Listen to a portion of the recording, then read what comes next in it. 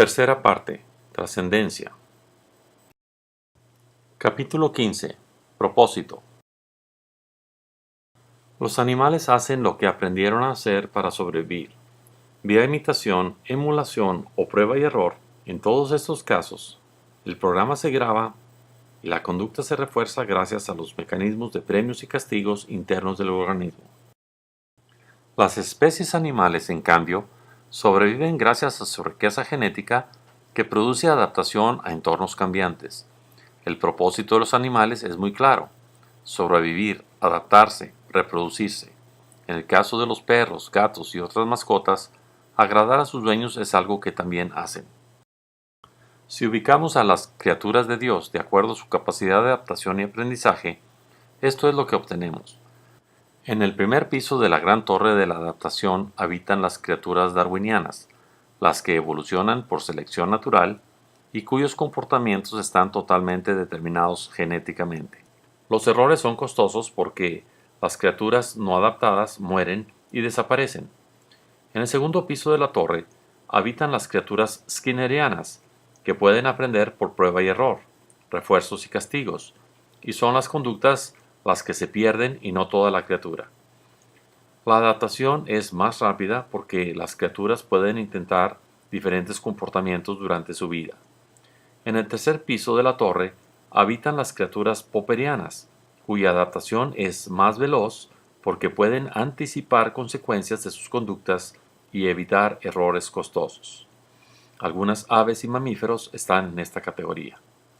En el cuarto piso está únicamente el ser humano, que desarrolla herramientas y artefactos culturales que permiten amplificar su inteligencia, siendo las palabras una de esas herramientas desarrolladas.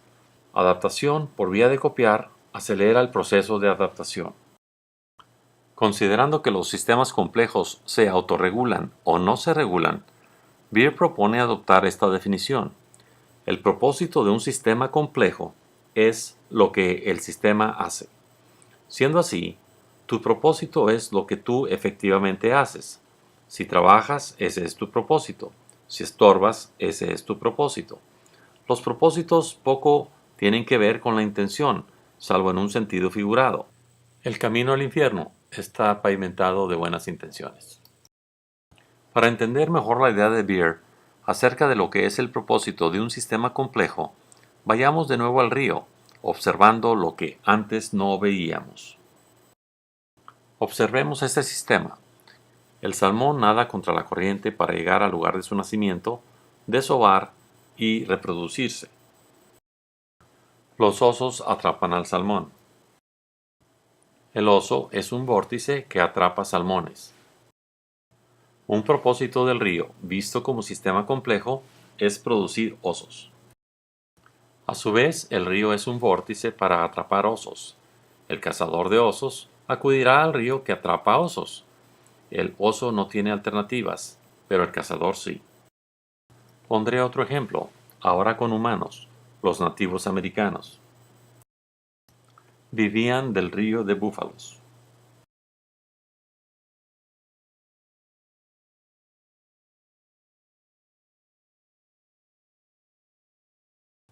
El desorden de los búfalos era el orden de los indios.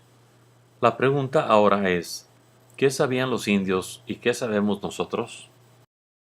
Los indios americanos respetaban la naturaleza, no mataban por matar. ¿Qué podemos decir del hombre y su propósito? Hace muchos años, Norbert Wiener, el padre de la cibernética, lo había anticipado. Conway y Siegelman dicen: Wiener mantuvo los asuntos de su alma para sí mismo, pero le dio su filosofía de la vida al mundo. En sus posteriores escritos, tomó el reto de elucidar de nueva cuenta, para la nueva era tecnológica, exactamente cuál es la naturaleza del hombre y cuál es su propósito inherente. Continúan diciendo: delineó una imagen revisada del hombre en los términos concretos de su nuevo concepto de información, construyendo sobre la conexión biológica fundamental entre vida y organización, o entropía negativa, como Schrödinger le llamaba, para alcanzar la forma más alta de organización en la naturaleza, la naturaleza humana. 3 años antes del descubrimiento de la estructura de las moléculas de ADN que contienen la información portadora de vida, Wiener describió en términos cibernéticos el salto de la naturaleza que ocurrió con la aparición, en un universo físico y aleatorio, de esos patrones sin precedente de complejidad organizada con los cuales se construyó la vida y eventualmente emergió el hombre. Respecto a la identidad del hombre, Wiener dijo que ese patrón de organización es la piedra angular de nuestra identidad personal. Nuestro tejido cambia al vivir. La comida que comemos y el aire que respiramos se convierten en la carne de nuestra carne y el hueso de nuestros huesos. En conclusión, para Norbert Wiener, no somos sino remolinos en un río de agua que fluye constantemente. No somos substancia que se habita, sino patrones que se autoperpetúan. Para precisar el propósito del hombre, escribió en estos términos hacia el final de su autobiografía: nadamos río arriba contra un gran torrente de desorganización, y en esto nuestra principal obligación es establecer nichos arbitrarios de organización y sistema. Es la victoria más grande, el ser, continuar siendo y haber sido. Ninguna derrota puede privarnos del éxito de haber existido durante algún momento en el tiempo en un universo que se muestra tan indiferente hacia nosotros. No hay derrotismo en esto. La declaración de nuestra propia naturaleza y los intentos de construir una enclavada de organización frente a la tendencia abrumadora de la naturaleza hacia el desorden es una insolencia a los dioses y a la necesidad férrea que imponen. Aquí se posa la tragedia, pero se posa también la gloria. El propósito del hombre está indisolublemente ligado a su origen y a su ubicación en el centro de la escala de toda la creación.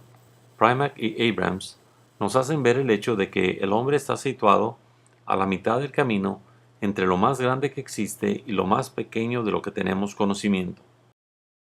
Similar propuesta hace Martin Rees, astrofísico inglés. Nosotros los humanos somos el vínculo entre lo más grande y lo más pequeño del universo. Solamente en esta escala se puede dar la enorme complejidad que se requiere para producir inteligencia. Solo en esta escala puede funcionar un cerebro con la capacidad del cerebro del hombre.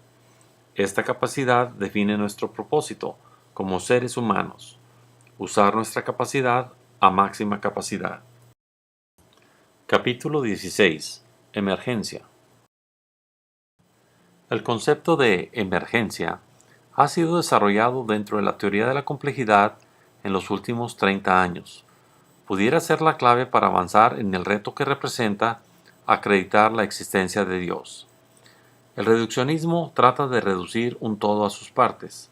Emergencia es precisamente lo contrario, el surgimiento de algo muy diferente a lo que contienen las partes. Por ejemplo, una molécula de agua es un producto emergente de la combinación de 2 átomos de hidrógeno y 1 de oxígeno, y tiene propiedades totalmente diferentes a las de los 2 gases por separado. La emergencia de las propiedades del agua la vuelven un solvente casi perfecto que permite movimientos y replicaciones moleculares. Sin agua no habría vida. Los sistemas complejos emergen de una multiplicidad de interacciones relativamente sencillas. La construcción de un hormiguero es un producto emergente de las 7 u 8 reglas de comportamiento que tienen las hormigas. Es el resultado de la interacción compleja de las reglas que se ejecutan de acuerdo a un programa que funciona en base a diferentes concentraciones de hormonas.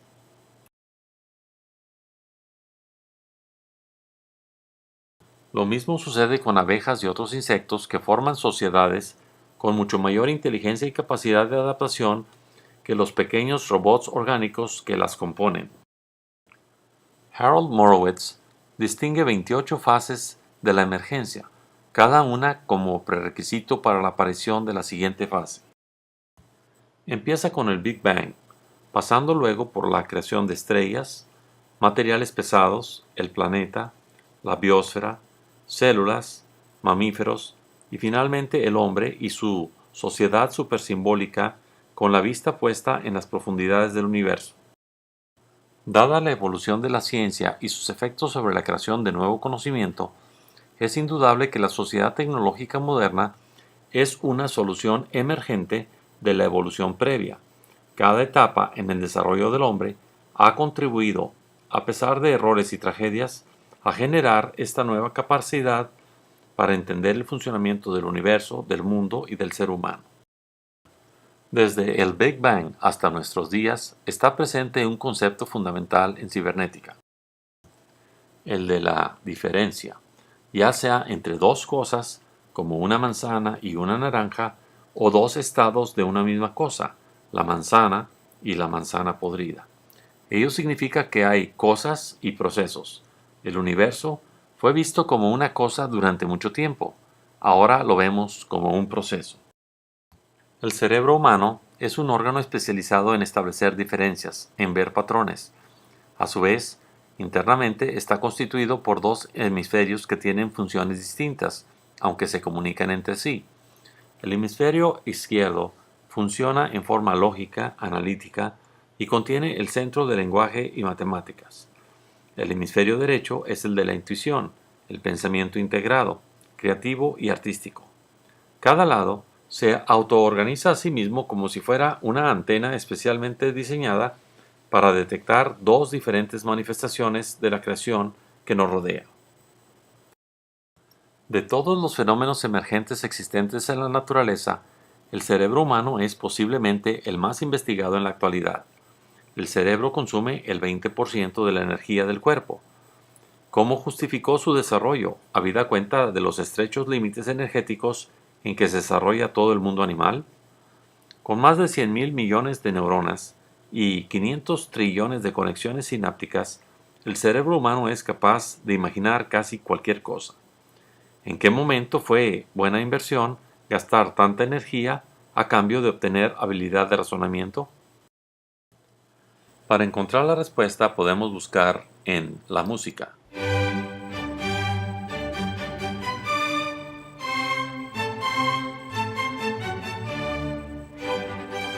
La capacidad para apreciar y componer música es una de las propiedades emergentes más sorprendentes del cerebro humano y del oído interno.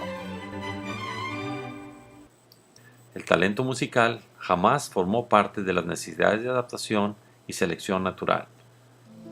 Estamos construidos para identificar patrones en los estímulos nerviosos provenientes del entorno, pero la música tenemos que verla como una especie de regalo divino porque surge inesperadamente al combinarse sistemas con diferentes finalidades.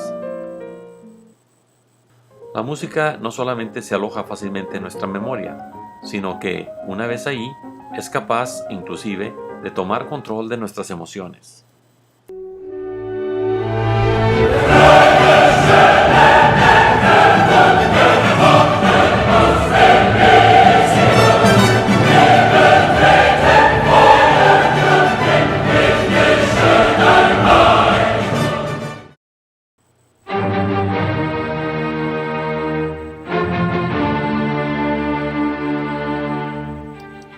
Estas muy conocidas cuatro primeras notas de la Quinta Sinfonía de Beethoven conforman un meme.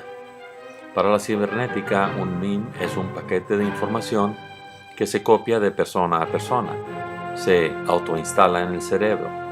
Por ejemplo, una idea, una instrucción, un diseño, una regla de conducta o un comportamiento, una estrategia, una fórmula, un algoritmo matemático, una receta de cocina, una canción o cómo apretar un gatillo o lanzar una flecha. La idea del meme es del científico Richard Dawkins y es a su vez un ejemplo de un meme. Esta idea empieza a difundirse ampliamente, como alguna vez se difundió la idea de que el mundo es redondo, no plano. Ya instalado en la mente de una persona, un meme parece tomar vida propia, porque actúa como un programa de computadora que toma control de su huésped, al que convierte en un esclavo dedicado a su proliferación. Las reglas de conducta, las reglas que usamos para establecer nuestras preferencias, las reglas que adoptamos para tomar decisiones también son memes y pueden ser modificados y transmitidos a los cerebros de otras personas. Hablamos de agentes autónomos porque puede tratarse de una persona o de una organización humana la que actúe como huésped del meme. Las personas transportamos memes y los contagiamos a otras personas. Frecuentemente, nos dejamos contagiar cuando creemos que una idea, regla o receta tiene utilidad o valor. La forma en que las modas cunden y desaparecen de repente en la sociedad revela la volatilidad de algunos memes, mientras que otros, como la Quinta Sinfonía, se pueden quedar con nosotros durante siglos. La selección natural esparce genes en la población. La selección humana esparce memes, cambiando la cultura cada vez más rápidamente. Ambos son paquetes de información autorreplicantes.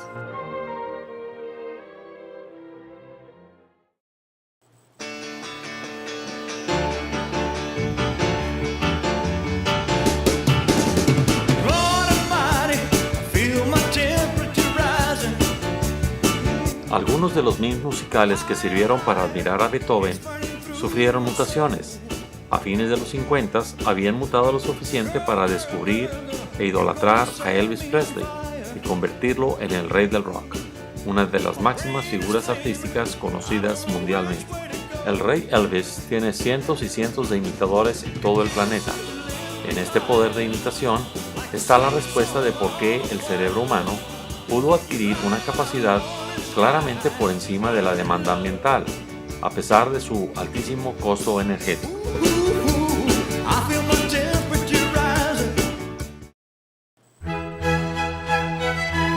Suzanne Blackmore, autora del libro The Meme Machine, da una respuesta sorprendente. Al parecer, la habilidad original de imitar o copiar conductas entró en resonancia con la selección genética, creando un círculo virtuoso que hasta nuestros días sigue dando muestras de su dinámica. Ellos ganan millones porque muchos quieren ser como él o como ella, como él o como ella, como Michael Jordan, como Lorena. Los que hablan de lo que ellos, las grandes celebridades, hacen, contribuyen a esparcir sus memes. El deporte en los hombres y el glamour en las mujeres son fuerzas económicas impresionantes, gracias a los memes, que están ahí, listos para ser copiados. En el terreno intelectual, la mayor parte del conocimiento se obtiene a través del método de autoridad. La gente hace copy y paste de las ideas de quienes consideran más autorizados para hablar u opinar. El caso es que casi todo lo que nos rodea es una copia o mutación mejorada de algo similar. Todo indica que la habilidad para copiar fue seleccionada genéticamente y de allí el tamaño de nuestros cerebros.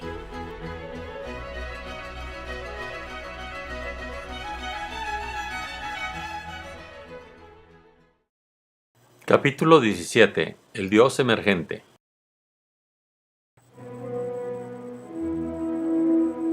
La idea de Dios es un meme en competencia constante. Los memes de los dioses griegos y romanos, así como los egipcios y aztecas y otros, eventualmente perdieron presencia ante el Dios descrito por la Biblia y el Corán. El proceso de selección mimética favoreció los atributos omnipotente, omnisciente, absoluto y eterno que se le asignaron hace 3500 años.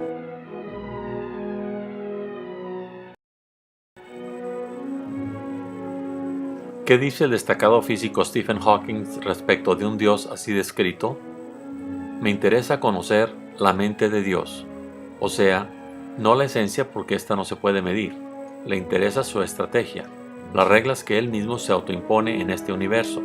Implícitamente acepta que Dios es energía-materia y que su mente son las reglas que gobiernan las transformaciones de una hacia la otra. La física puede explicar lo que ocurrió desde una millonésima de segundo después del Big Bang en delante, en el extremo de la astrofísica. En el extremo de lo diminuto, tiene modelos matemáticos rigurosos sobre la estructura del átomo y sus electrones. Sin embargo, la física cuántica introduce fronteras borrosas al conocimiento, la dualidad de la luz como onda y cosa a la vez. Las reglas se vuelven probabilidades, incertidumbre. Concede Hawking que a esta profundidad, la mente de Dios es tan ininteligible como el momento inicial del Big Bang. Norbert Wiener, fundador de la cibernética, opina que los superlativos atributos de Dios caen en las paradojas propias de la noción del infinito matemático. Por ejemplo, ¿puede Dios hacer una piedra tan grande que ni él pueda cargar? Esto representará siempre un problema. El Dios emergente es lo que nos completa la idea de Dios. Veamos el proceso histórico de los memes de Dios. El hombre prehistórico, limitado por su falta de riqueza en el lenguaje, simplemente carecía de los memes o modelos mentales para fraguar el concepto de Dios. Apenas hace 30.000 años aparecieron los primeros rituales para mostrar empatía por la muerte de un ser querido. La empatía es la capacidad de sentir el dolor ajeno y ocurre también en algunos mamíferos. El inicio de la religión, dice Morowitz, fue parte de un intento por entender el mundo y controlarlo. En efecto, las religiones paganas se forjaron en torno a los hechos naturales inexplicables como el día y la noche, los ciclos de la luna, las estaciones, el mar, la fertilidad, la muerte. A los dioses paganos antropomórficos, como el dios del viento o la fertilidad, se les atribuía una voluntad que intentaba ser aquietada mediante ceremonias, ofrendas y sacrificios. Los hechos naturales se explican para tratar de controlarlos. En términos cibernéticos, estas culturas buscaban tener variedad requerida, variedad de control suficiente para controlar la variedad de la naturaleza. Hace 10.000 años, con la revolución agrícola, logran adquirir variedad requerida y amplificar su poder respecto a algunas de las leyes de la naturaleza y las ponen a su servicio. Cuando domestican animales que les ayudan a arar, amplifican su poder muscular aún más. Las comunidades humanas crecen y la economía de intercambio también. Varios miles de años después, ya inventada la escritura, la Biblia retoma la necesidad de darle una explicación a los hechos naturales que son relevantes para cualquier cultura y momento. Génesis se refiere a la luz y oscuridad, día y noche, mar y tierra, firmamento y cuerpos celestiales. El meme, Dios único, surge como la superexplicación de los fenómenos naturales que afectaban la supervivencia o regían las actividades humanas. La idea de Dios es una constante transcultural. El hombre espiritual es tan real como el hombre musical, el hombre matemático, el hombre lingüístico. Sin embargo, se trata de una herencia genética seleccionada por su capacidad de supervivencia. Matthew Alpert dice: todas las culturas han exhibido la creencia en la existencia de fuerzas sobrenaturales, la tendencia a rezar y a adorar, a construir lugares especiales para venerar, a difundir una mitología y a generar obras de arte religioso, a creer en la existencia del alma, en una vida posterior, y a celebrar los rituales funerarios que acompañan esta creencia. Estos comportamientos han tenido valor de supervivencia del grupo y por ende de la especie. También dice más adelante: si aplicamos el principio de que todos los comportamientos transculturales representan los efectos de impulsos genéticamente heredados, ello estaría sugiriendo que los seres humanos estamos alambrados para creer los conceptos de una realidad espiritual, un dios o dioses, un alma y una vida eterna. Aprovechando el descubrimiento de la escritura, la Biblia registra la historia, cultiva la espiritualidad y construye una identidad colectiva que da sustento al primer estado religioso monoteísta. Los sacerdotes judíos, legisladores y jueces a la vez, crean un Dios más remoto, creador del universo, y se ubican a sí mismos como sus intermediarios, generando leyes que les dan monopolio sobre los sacrificios.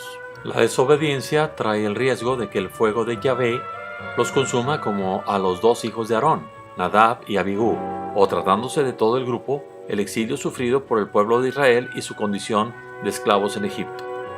Al mantener su religión nacional en el exilio, el pueblo de Judea, intencionalmente o no, mantuvo su identidad étnica, dice Friedman. Identidad y castigo a cargo de un solo Dios creador de todo lo existente. Sus intermediarios, los autores de la legislación contenida en la Biblia. Habiendo estudiado el sistema viable, no es difícil reconocer en la narración de la Biblia la gestación del estado religioso monoteísta en un entorno de religiones paganas. La tierra es sinónimo de agricultura, ganadería, crecimiento, comercio, lenguaje, escritura y territorio, tercer elemento vital del Estado junto con el pueblo y su gobierno religioso. El método de adquisición de conocimiento más recurrido es el método de autoridad. Copiamos a quien atribuimos autoridad, por ello, la sabiduría colectiva del Antiguo Testamento y otros libros sagrados son importantes fuentes de autoridad moral, legal y política que beneficia a sus intérpretes. La primera sorpresa es descubrir que la Biblia contiene una estructura recursiva, Sus libros, capítulos, versículos y párrafos tienen la misma estructura.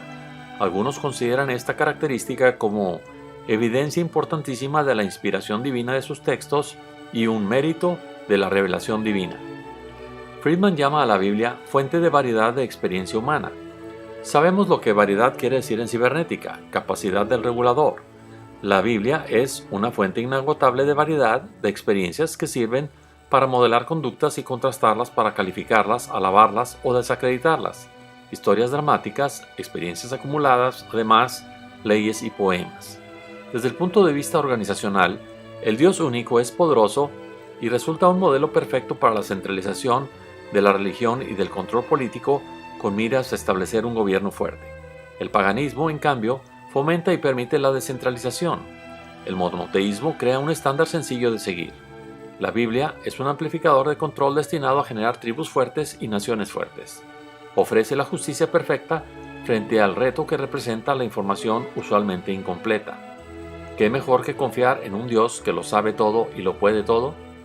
Por otra parte, nos sumamos a Friedman cuando dice que la Biblia resultó más sabia que los autores que contribuyeron a diversos pasajes de su texto.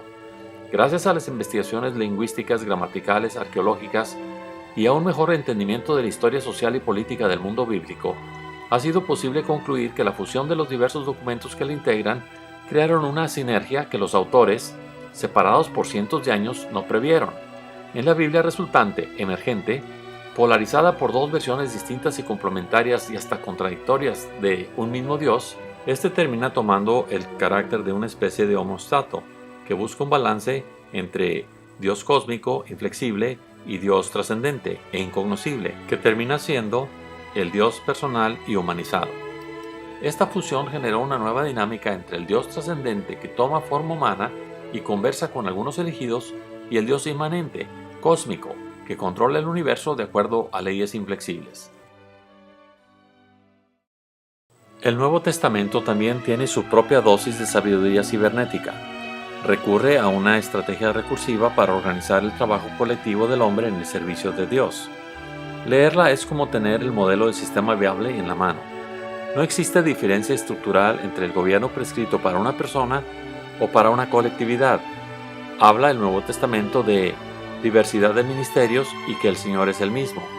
Diversidad de operaciones, el cuerpo es el mismo. Diversidad de dones y el Espíritu es el mismo. En ello coincide con los tres elementos del sistema viable: entorno, operación y administración respectivamente. La complejidad del autogobierno, explicada en forma simple, hace casi 2000 años. De acuerdo a Deepak Chopra, el Nuevo Testamento muestra a un Jesús que predica la iluminación individual cuando dice: mi Padre y yo somos uno. El reino de Dios está en obtener conciencia de Dios. Los pensamientos, sentimientos y acciones de Jesús que nos sirven de ejemplo son los de Dios. El paraíso regresaría a la tierra. Las palabras de Jesús promueven una transformación personal radical cuando afirma: el reino de Dios está dentro de ti. Como buen revolucionario, Jesús tiene sentido de urgencia. El reino de Dios está a la mano, pero su mensaje trasciende espacio y tiempo. Los fariseos se ofenden cuando Jesús les dice: si me conocieran, conocerían a mi Padre también. La conciencia crea su propia realidad y así trasciende el mundo físico. Tener fe en Dios es tenerse fe. Conocerse a fondo es comunicarse interiormente a través de la revelación. Jesús es ajeno a las disputas internas de la Iglesia. Tampoco es el creador de una compleja teología. El cristianismo tomó el camino de la adoración frente a la autotransformación, rezar frente a la meditación y tener fe sobre el crecimiento interior.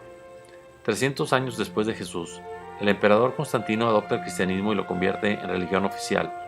Inicia la obligación del emperador de mantener la ortodoxia. Predicar autocontrol mediante el alineamiento con la idea de Dios es una solución inteligente. A falta de variedad requerida, amplificación. Algunas personas amplifican su control cediéndoselo a un líder efectivo. Si el líder religioso es percibido como autoridad divina, amplificará su control también. Si muchos lo siguen, emergerá un vórtice atractor con vida y propósitos propios. Cuando este mecanismo se tuerce, se generan extremos como el de James Jones en Guyana, David Koresh en Waco, los Manson y Warren Jeffs. Las organizaciones religiosas y el Estado son dos ejemplos de organizaciones que rivalizaron hasta que delimitaron sus ámbitos de acción. El compromiso incondicional con el poder revela el lado negativo de la empatía. Blackmore afirma que la historia de la guerra ha sido en su mayor parte por razones religiosas. Las religiones y las nacionalidades son complejos de memes que se apoderan de la identidad colectiva y hacen exigible el sacrificio en favor del grupo, fenómeno al que algunos llaman el principio de Lucifer. Guiados por el celo de sus memes, generan un feedback positivo entrelazado de amenaza y violencia. Las carreras armamentistas son un ejemplo típico. Imaginemos la presión social del grupo generando memes con una fuerza de atracción. Imaginemos dos culturas chocando como dos galaxias, siendo cada meme una estrella que se funde para generar otras nuevas, requiriéndose miles de años para formar una nueva espiral ordenada.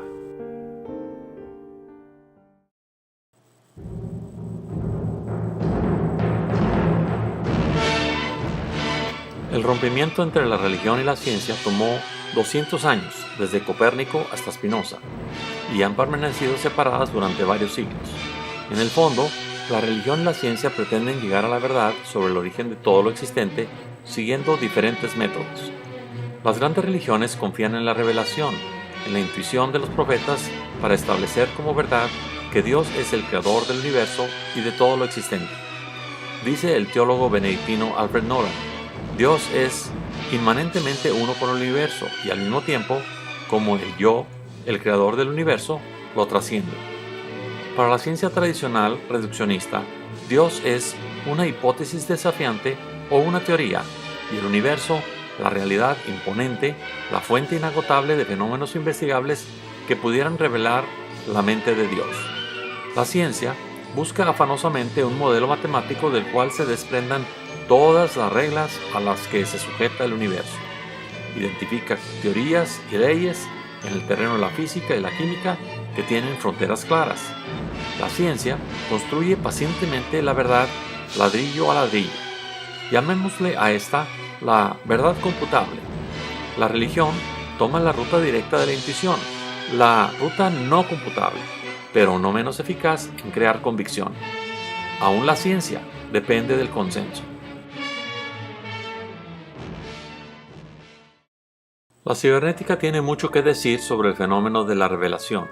Las técnicas de imágenes funcionales por resonancia magnética han permitido mapear el cerebro humano. Estas películas muestran la actividad de las neuronas en diferentes regiones, según las actividades mentales como creación de imágenes, uso del lenguaje, despliegue de emociones, etc.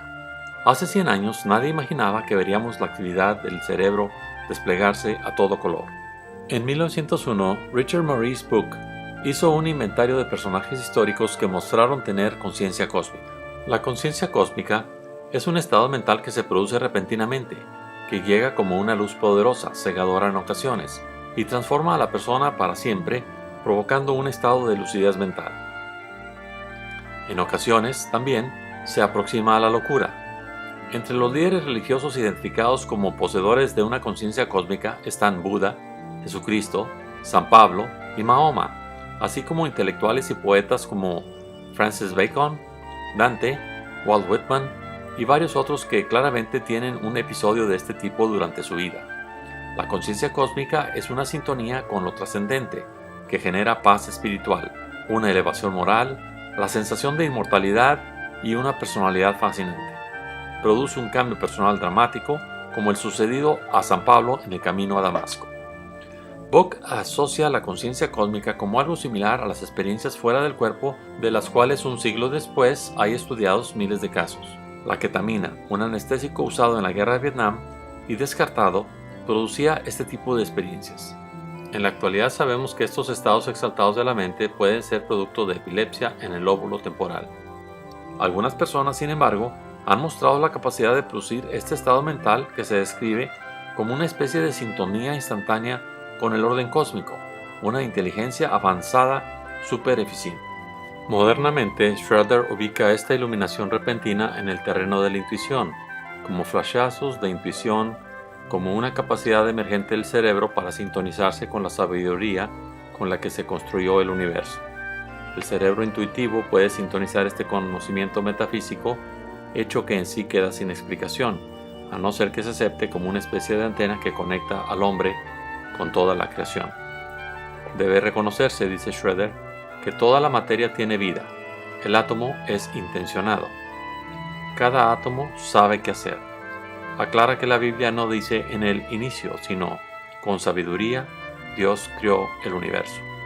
Toda la creación está imbuida de esta sabiduría que modernamente llamamos información.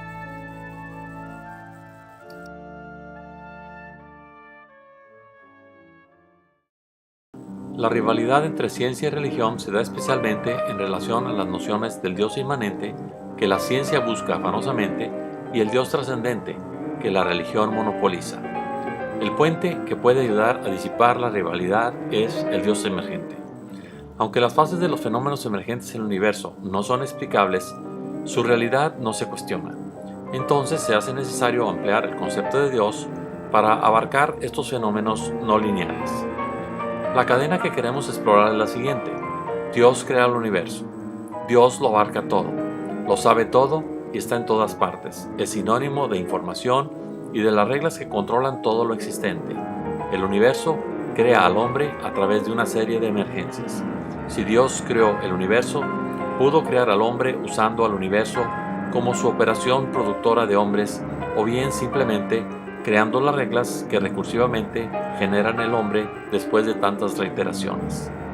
Un poco a la manera del arquitecto en The Matrix y la aparición inesperada de Neo como un fenómeno emergente. Hello, Neo. Who are you? I am the architect. I created the Matrix. I've been waiting for you. Todas las grandes religiones aceptan el Dios inmanente porque lo equiparan a las reglas del funcionamiento del universo. Pero como hemos visto, estas reglas generan discontinuidades, generan fenómenos emergentes y a su vez, gracias a la recursividad, nuevos fenómenos imprevistos y sorprendentes. Habría que atribuir al Dios emergente los fenómenos sorpresivos del orden espontáneo. El Dios emergente es la conexión hacia el Dios trascendente.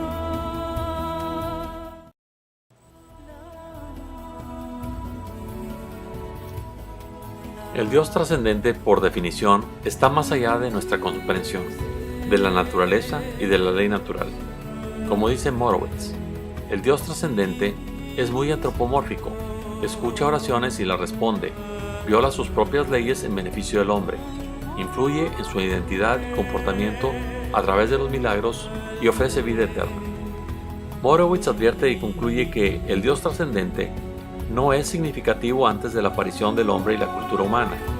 La violación de las leyes naturales solo tiene sentido para los individuos con la capacidad para conocer la ley natural. La trascendencia divina viene de la emergencia y coevolucionó con el Homo sapiens. Entonces los humanos somos el modo de acción de la divina trascendencia. ¿Qué significa esto? Siendo que el Dios trascendente no tiene esclavos, y tampoco otros agentes autónomos que no seamos nosotros mismos.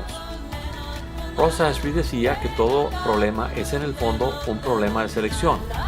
The problem is choice, decía Neo. Entonces, como estamos dotados de libre albedrío, las elecciones que hagamos en todo tipo de situaciones enfrentadas dependerán del desarrollo de nuestra conciencia individual y colectiva. Nadie puede negar que el ser humano tiene libre albedrío combinado con cierta capacidad para entender la consecuencia de sus actos. El ser humano se puede reconocer a sí mismo como producto emergente del Dios inmanente. Además, dado el poder de elección, voluntad y libre albedrío, y el descubrimiento del poder de la información, le permiten considerarse el puente entre la creación del universo y el Dios trascendente. Para satisfacción nuestra, podemos celebrar que la única parte de esta cadena que la ciencia no ha reconocido es la creación del universo como un acto de voluntad. Todo lo demás son hechos innegables. Los seres humanos somos los agentes del Dios emergente, y la simple idea de Dios, aun permaneciendo oculta su cara o su mente, es suficiente para alterar nuestras vidas. El simple modelo, como en muchos casos, es suficiente para darnos el rumbo que necesitamos. Esta nueva visión del universo, del mundo y del hombre, en constante coevolución, sea un creador emergente o un creador trascendente, nos puede llevar mucho más lejos de lo que hasta ahora hemos logrado. Esta nueva claridad puede transformar la conciencia individual y crear una nueva conciencia colectiva con un potencial ilimitado. El hombre puede crecer para ocupar más espacio aún que el terreno antes reservado a los dioses por los griegos, y de hecho lo está haciendo. Esta nueva visión nos puede acercar a la condición de verdaderos pequeños príncipes del universo, que como en el Salmo 82, moriremos como simples hombres en la búsqueda del Dios trascendente.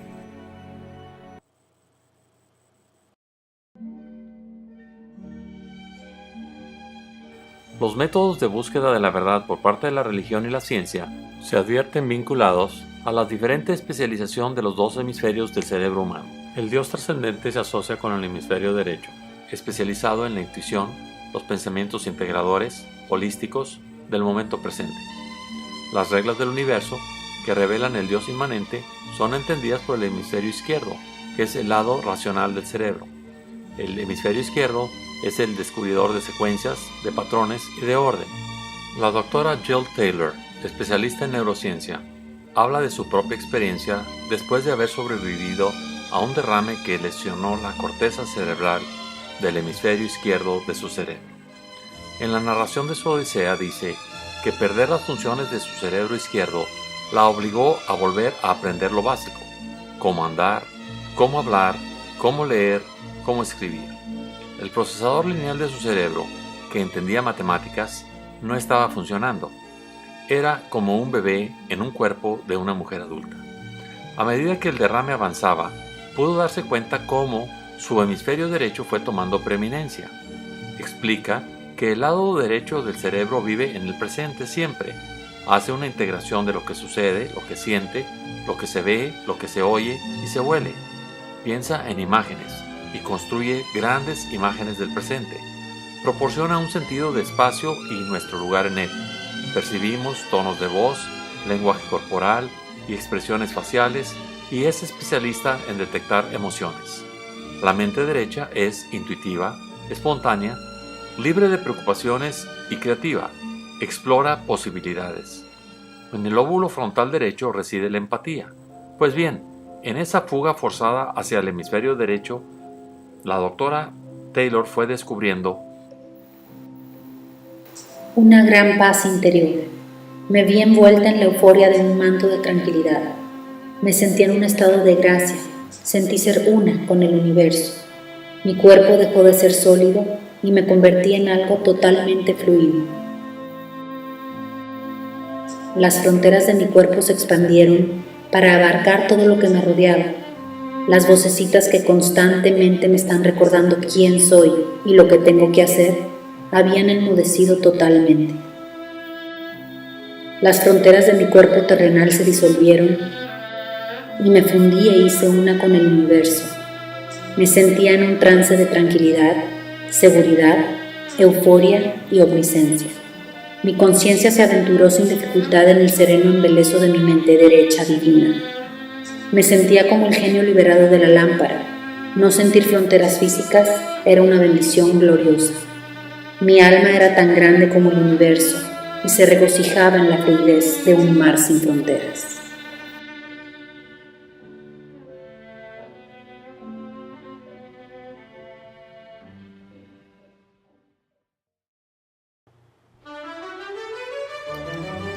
Richard Dawkins y Susan Blackmore son dos científicos que niegan la existencia de Dios. La emergencia de sistemas con atributos ausentes en las partes que los componen explican el fenómeno de la vida de manera que la física no podría ser. Sostienen que la vida solamente requiere variación, selección y herencia para generar adaptación y evolución. Como Charles Darwin descubrió, la adaptación genética y la evolución de las especies lleva a la naturaleza a producir diseño sin necesidad de un diseñador o de una inteligencia suprema que conduzca el proceso. Pareciera que así es, dice Scott Turner. Esto enseñan en las universidades, pero el caso no es tan sencillo. La, llamémosle, máquina de Darwin es solo una parte, no agota el mecanismo de diseño de la vida. El diseño final, específico de cada organismo, requiere la ayuda complementaria de una máquina Bernard. En realidad, agentes homeostáticos crean entornos a los cuales se les impone la homeostasis y es en estos entornos donde los genes se expresan en forma específica. Sin este complemento o ajuste fino, los genes no pasan de ser una cadena interesante de polímeros. Turner da ejemplos contundentes de cómo las máquinas Bernard imponen el diseño a los sistemas vivientes en músculos y tendones, huesos, pulmones, riñones, arterias, etc. Por ejemplo, un agente homeostático en cuestión, la flora intestinal, toma control del desarrollo del intestino del bebé y especifica sus características a gusto del cartel bacterial de las más de 400 especies que establecen su propio equilibrio interno. Capas de tejido epitelial ayudan a crear compartimientos que separan pulmones, intestinos, venas y riñones. Todos estos entornos especiales creados por los agentes son los encargados de optimizar los órganos en términos de costo y rendimiento. Diseño es la armonía entre estructura y función del órgano. Los genes son robots constructores ciegos. Los agentes homostáticos son los administradores. Los genes están sujetos a la estrategia del escopetazo a ver cuál pega. Los agentes homeostáticos constantemente afinan su puntería. Los organismos no están diseñados por la selección natural de ciertos genes, sino por agentes de homeostasis, dice Turner. Scott Turner se pregunta si el diseño biológico implica intencionalidad. Los darwinistas dicen que no. Los creacionistas dicen que sí. Turner responde, la intencionalidad es una forma de homeostasis. La verdad es que para que un humano pueda diseñar algo, depende de la homeostasis que gobierna los siguientes procesos: el desarrollo y entrenamiento de las redes visuales, la conversión de imágenes planas en representaciones tridimensionales, la creación de asociaciones mentales que producen deseos, y luego las acciones físicas que aquietan el desbalance interno generado por los deseos. En suma, la intencionalidad es el producto del ecosistema cerebro en el que la búsqueda de la homeostasis interna moldea el mundo de acuerdo con sus especificaciones. Así, una imagen carente de sustancia puede controlar nuestra acción.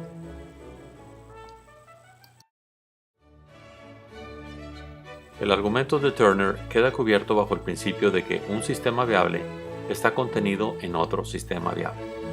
Todos funcionan logrando homeostasis interna y externa en muchos diferentes niveles de recursión. El cerebro es otro órgano diseñado por la acción del entorno. La información genética no especifica la totalidad del diseño. Las neuronas producidas compiten por quedar conectadas y las que no encuentran estímulos literalmente se suicidan.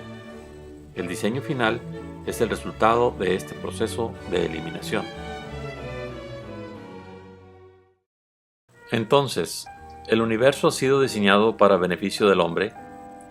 John Greven nos hace ver que el caos y la complejidad se combinan para hacer del universo un lugar muy ordenado, exactamente apropiado para una forma de vida como nosotros. Como Stuart Kauffman ha dicho, el universo es nuestro hogar, pero no es que el universo haya sido diseñado en nuestro beneficio, más bien, estamos hechos a imagen del universo mismo. Friedman se pregunta si creado a imagen y semejanza de Dios se refiere a imagen física, imagen intelectual o imagen espiritual. Friedman llega a la conclusión de que la Biblia retrata al hombre participando en lo divino de manera que los animales no lo hacen. Hay algo de Dios en los humanos. La interpretación que podemos dar desde el enfoque cibernético es otra. Se trata de la imagen como sinónimo de modelo y en todo caso de invarianza estructural. En este sentido, participamos de las leyes del universo y estructuralmente somos iguales a mucho de lo que en él existe. En esta famosa pintura de la Capilla Sixtina, el dedo de Dios y el del hombre se tocan mutuamente. Estar hechos a imagen y semejanza de nuestro Creador es reconocer que toda la creación está sujeta a la aplicación universal de los mismos principios de organización. El ser humano representa el orden creado y se posiciona como creador del orden faltante. A la vez, está dotado de la inteligencia necesaria para apreciar la posibilidad de la existencia de Dios. Ello nos conduce a reconocer que somos parte importante del orden natural y que debemos, porque podemos, ser creadores de más orden y buscar el balance con el orden de la naturaleza. Briggs y Pitt dicen que la conciencia individual y colectiva es un sistema abierto como el clima. Está moldeada por el lenguaje, la sociedad y por todas nuestras interacciones diarias. Cada uno de nosotros somos una parte de la conciencia colectiva del mundo y los contenidos de esa conciencia están siendo alterados por las fuerzas del caos que cada uno de nosotros expresa. Las estrategias de la naturaleza humana no están absolutamente fijas. A través de caos, un individuo o un pequeño grupo de individuos puede influenciar profundamente y sutilmente al mundo entero. Todo comportamiento individual y colectivo es potencialmente trascendente. Si la creación es una obra en proceso, entonces la inteligencia individual y colectiva del ser humano tiene la responsabilidad de asegurar que el proceso vaya en la dirección correcta. La obligación que las religiones imponen de servir a Dios no puede ser distinta de las obligaciones éticas hacia los demás seres humanos, otras especies y el planeta en su conjunto, porque este es el ámbito de la acción humana. En conclusión, religión y ciencia no son necesariamente antagónicas. El conocimiento no es pecado, dice Stuart Kauffman. Reconoce que el proceso creativo de la emergencia es un fenómeno natural y a la vez totalmente impredecible. Nuestro cerebro es el único instrumento que el universo tiene para captar su propia y misteriosa realidad. El hombre es imagen y semejanza de todo lo que ha definido como sagrado o divino. Kauffman tiende un puente hacia los creyentes, proponiendo identificar a Dios como la incesante creatividad de la naturaleza, la biosfera y la cultura humanas, una idea que puede ser compartida por todos. Considera urgente encontrar un espacio común espiritual, ético y moral, lo cual implica una coevolución dentro de una conversación global, para la que ya tenemos los medios. Como vemos en estas gráficas, la espiritualidad, la ciencia y el gobierno se complementan y tienen un acomodo específico muy claro en el modelo de sistema viable. Si los mismos valores espirituales se respetaran cabalmente, el gobierno se convierte en un mero coordinador de actividades. La ciencia y su hija la tecnología serían las encargadas de construir el mundo deseado y posible. Cualquier alteración de este acomodo produce sociedades problemáticas o carentes de libertad.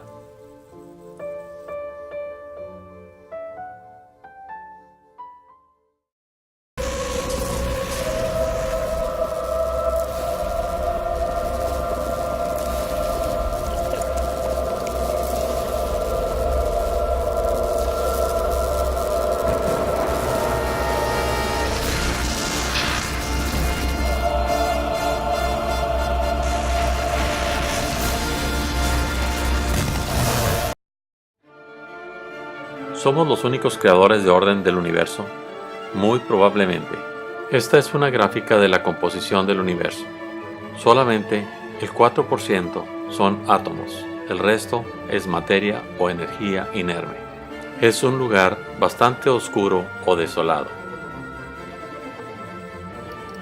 Si descontamos las galaxias viejas e infértiles, sin materiales pesados, los vecindarios galácticos peligrosos, los extremos y el centro, los soles pequeños o mucho más grandes que el nuestro, los vecinos delincuentes como las estrellas de neutrones, las zonas de asteroides o cometas, planetas con órbitas elípticas, planetas sin Júpiter protector, planetas fuera de la zona habitable, planetas sin luna, planetas sin agua líquida, planetas sin placas tectónicas, planetas sin ozono, planetas sin campo magnético. Sí, probablemente estamos solos. La existencia del ser humano ocupa apenas unos segundos en el día del universo. Sería entonces altamente improbable que estuviéramos coincidiendo con otras civilizaciones. Podemos concluir que para todos efectos prácticos, estamos solos. Por lo menos, debemos actuar como si así fuera, mientras no se demuestre lo contrario. Miguel Ángel representó el día del juicio final en un gran mural, con Jesucristo en el centro de un vórtice formado por los salvados y los condenados, posiblemente admitiendo el lugar del sol en el nuevo universo. Este arreglo pudo haber sido una pequeña concesión del Papa Clemente VII a la tentación de la ciencia. Terminamos nuestra excursión con un último vórtice, la escalera de salida de la Capilla Sistina. Capítulo 18. Las respuestas. Información pura inicia el Big Bang, o sea, la creación paulatina del binomio energía-materia, que se manifiesta en la forma de las leyes físicas de causa-efecto del universo de Newton en color blanco. Parte de la energía permanece insondable y probabilística en la forma del universo quantum, pista rosa. El universo emergente es la segunda gran incógnita que eventualmente genera el ser humano, único con capacidad de apreciar la creación como tal. Esta tercera pista morada nos conduce al Dios trascendente. Con base en las ideas repasadas, se proponen las siguientes respuestas a las grandes preguntas. ¿Qué es el hombre? Es una expresión del potencial de complejidad del universo, un sistema emergente producto de los muchos otros que fueron surgiendo en el universo y que lo antecedieron. Un complejo de sistemas autoorganizados que emerge con una identidad propia, con capacidad de imaginar, prever, razonar y crear, con libertad de elegir y decidir su propio destino. Un ser dotado de un espíritu que contiene una suma de dones, de capacidades innatas y potencial infinito. Por ello es que cada ser humano encarna la máxima maravilla de la creación y puede considerarse a sí mismo correctamente como la imagen y semejanza de lo divino. ¿Quién es el hombre? El ser humano es Kubernetes, el hombre en el timón, el descendiente de las estrellas responsable de mantener la viabilidad del planeta, quizá el único ser dotado de inteligencia para prolongar la vida más allá de la existencia del sistema solar. ¿Existe Dios? Existe un Dios inmanente que se manifiesta en todo lo que sucede en el universo. El Dios emergente es información, lo informado y el proceso de creación de orden continuo. El Dios trascendente está más allá de la complejidad que conocemos o hemos podido imaginar aún. Los seres humanos somos los agentes de la emergencia divina y debemos adoptar como guía de conducta la búsqueda del Dios trascendente. Si el ser humano no persigue afanosamente su propia superación, si no pone las emociones al servicio de la acción inteligente, no hay posibilidad alguna de acceder al Dios trascendente. Dios crea al hombre que puede crear a Dios sin que deje de ser verdad que el hombre crea a Dios que crea al hombre. Estamos entrelazados en una paradoja positiva y ambas nos conducen exactamente a lo mismo. Dios existe porque existe el hombre para observar su obra y éste para que Dios contemple su desarrollo. Dios existe en la intuición de su existencia convertida en fe. El Dios trascendente puede ubicarse fuera del espacio-tiempo antes del Big Bang, en que nada y todo coexisten simultáneamente en la ausencia de diferencia. ¿Puedo confiar en mi conocimiento, en el que generan mis sentidos y mi inteligencia, sin cerrarme el conocimiento nuevo? Sí. Las leyes del universo trabajan por igual en todas partes. La especie humana está en el proceso de convertirse en otra dimensión de Dios. Sin esta etapa, no podemos llegar a conocer a Dios por medio de la identificación perfecta con Él. Conocer a Dios es obtener vida eterna y conocimiento absoluto. Ninguna de estas dos cosas tenemos en la tierra, pero debemos caminar en esa dirección aunque nunca lleguemos a esta meta. Ciencia como conocimiento, religión como equilibrio de valores y gobernanza individual y pública en todas nuestras acciones deben complementarse para aspirar a la perfección. ¿Cuál es nuestro propósito? Subjetivamente, la finalidad que cada persona escoja libremente, pero exteriormente, lo que cada quien hace. Ello obliga a trascender la individualidad y ligarse con el espíritu colectivo que conduce al conocimiento profundo de Dios. El hombre es la manifestación de un orden que emergió del caos para fines nobles. El único propósito que podríamos atribuir a nuestra presencia aquí sería continuar aportando orden al caos que nos rodea. Hacer eso precisamente, con toda devoción, quizá no sea otra cosa que compartir generosamente con otros la esencia divina que conformó el universo, la esencia misma de nuestro ser. ¿Y el propósito del universo? Como sistema complejo, un propósito del universo ha sido, sin duda, crear al hombre. ¿Existe una última esencia de las cosas? No, la esencia depende del observador al aislar e identificar un sistema. Advertimos que Dios y el universo son recursivos.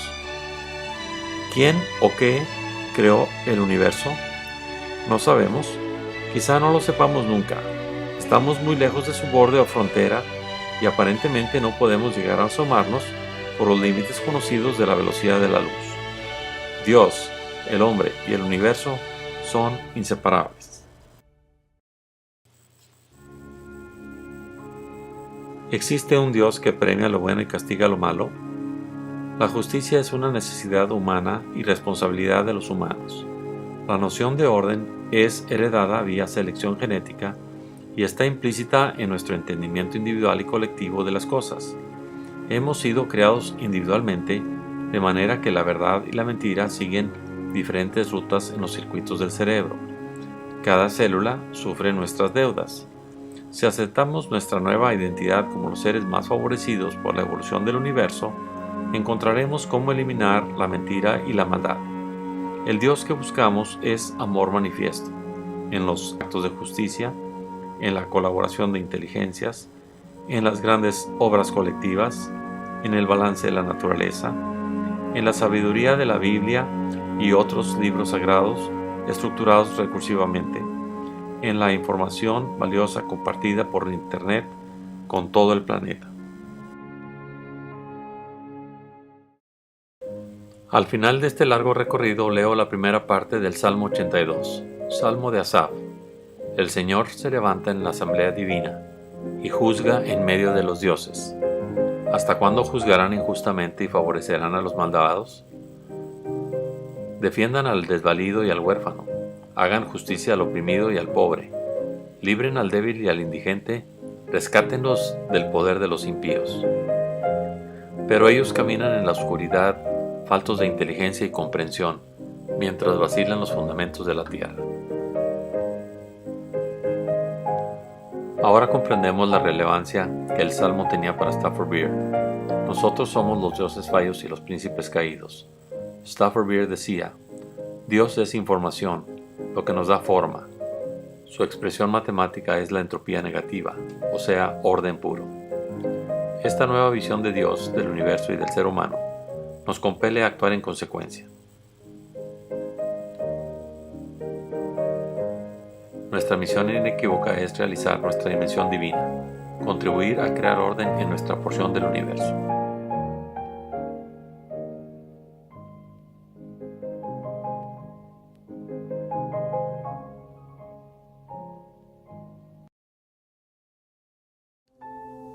Dios es información y el universo su infinita recursión, y el hombre la divina interfase con el orden que aún no hace.